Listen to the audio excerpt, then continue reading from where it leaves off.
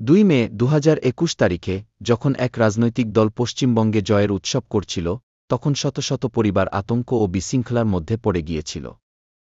নির্বাচনের ফল ঘোষণার পরে যা ঘটেছিল তা ছিল গণতন্ত্র নয়, তা ছিল ধ্বংস। তৃণমূল কংগ্রেস ক্ষমতায় ফেরার পর পশ্চিমবঙ্গ জুড়ে ১৫,০০০টিরও বেশি নির্বাচন পরবর্তী হিংসার ঘটনা ঘটেছে। Civil society group call for জাস্টিসের একটি রিপোর্ট অনুসারে এই হিংসায় ২৫ জনের মৃত্যু হয়েছে, ৭,০০০ নারী লাঞ্ছনার শিকার হয়েছেন এবং হাজার হাজার মানুষ নিজেদের ঘর ছেড়ে পালিয়ে যেতে বাধ্য হয়েছেন। এই হামলাগুলি বিচ্ছিন্ন নয়, এগুলি ছিল পরিকল্পিত, পূর্বনির্ধারিত এবং ভিন্নমত দমন করার জন্য উদ্দেশ্যপ্রণোদিত। পরিবারগুলি প্রাণ বাঁচাতে অসম, ওডিশা এবং ঝাড়খণ্ডে পালিয়ে যায়। উত্তর ২৪ পরগনার বিজেপি নেতা এবং প্রাক্তন সেনাকর্মী শান্তনু সরকার তার ৩০ লক্ষ টাকার বাড়ি ছেড়ে পালাতে বাধ্য হন যখন দুষ্কৃতীরা তার সিসিটিভি ক্যামেরা ভাঙচুর করে এবং আক্রমণ চালায়। তার স্ত্রী রিনা বাড়ি ফিরতে গেলে স্থানীয় দুষ্কৃতীদের হাতে লাঞ্ছিত হন। পুলিশকে এসে তাকে উদ্ধার করতে হয়। তারা তাদের সারা জীবনের সঞ্চয় দিয়ে এই বাড়ি তৈরি করেছিলেন।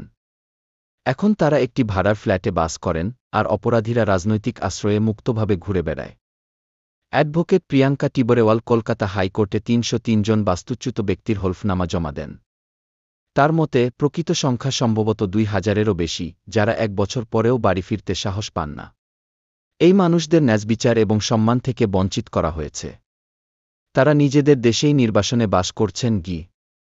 রিপোর্টে দেখা গেছে অর্থনৈতিক দমননীতি, ভাঙা সেতু, কাটা জলসংযোগ, পুড়িয়ে দেওয়া ঘরবাড়ি, লুটপাট চালানো দোকান সবই জীবিকা নষ্ট করে বিরোধীদের স্তব্ধ করতে।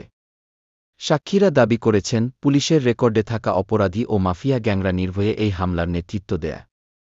অভিযোগ বলছে এই দুষ্কৃতীদের রাজনৈতিক প্রশ্রয় দেওয়া হয়েছে, এমনকি নির্বাচনের আগেই। এবং এখন যখন ২০২৬ সালের বিধানসভা নির্বাচন সামনে, এক শীতল প্রশ্ন ঘোরাফেরা করছে, আবার কি হিংসাই ভোট নির্ধারণ করবে? ২০২১ সালের আতঙ্ক আজও হাজার হাজার মানুষের মনে গাঁথা।